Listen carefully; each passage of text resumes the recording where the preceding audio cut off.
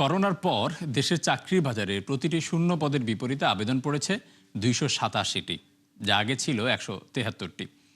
বিআইডিএসের সাম্প্রতিক গবেষণায় উঠে এসেছে এমন তথ্য।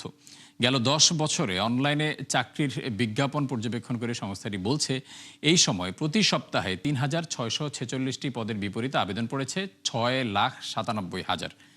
গবেষকদের মতে বর্তমান চাকরির বাজার অভিজ্ঞদের চেয়ে নতুনদের জন্য কঠিন হয়ে পড়েছে। একই সাথে অর্থনৈতিক কর্মকাণ্ডে কিছুটা গতি ফিরলেও তৈরি হয়নি নতুন কর্মসংস্থান।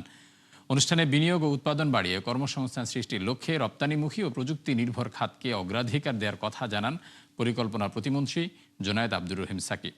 এ সময় জ্বালানিকে বড় সংকট স্বীকার করে প্রতিমন্ত্রী জানান, মোকাবিলায় অভ্যন্তরীণ সক্ষমতা বৃদ্ধির পাশাপাশি নেওয়া হয়েছে স্বল্প ও দীর্ঘমেয়াদী পরিকল্পনা।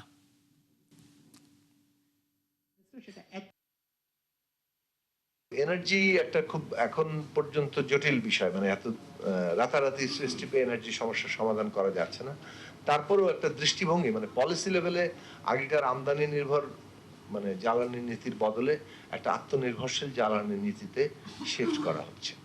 রিগ ইতিমধ্যে কেনা হয়েছে, কেনার প্রসেসে আছে, আরো কেনা হবে। এবং ব্যাপেক্স সহ আমাদের নিজস্ব প্রতিষ্ঠান 3টা প্রতিষ্ঠান গ্যাস উত্তোলন করে তাদেরকে শক্তিশালী করার চেষ্টা করা হচ্ছে সর্বোচ্চ অগ্রাধিকার দিয়ে।